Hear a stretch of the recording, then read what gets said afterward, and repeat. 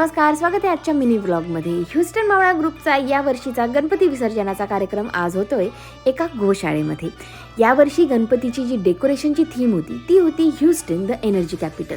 आता ही थीम का आणि कशी होती हे मी तुम्हाला एका वेगळ्या व्हिडिओत सांगेन. तर ऑफकोर्स आता मिरवणूक म्हटलं तर सुरुवात झाली आपल्या मराठमोळ्या ढोल ताशाने. त्याशिवाय गणपतीची आरती करण्यात आली आणि मग तिथून निघाली मिरवणूक. तुम्ही बघू शकता ट्रक आहे, ट्रकच्या मागे एक मस्त ट्रेलर जोडला आहे, त्यावरती DJ वगैरे आहे, मस्त गाणी लावली होती आणि सगळ्यांनी नाचत गाजत मिरवणूक काढली.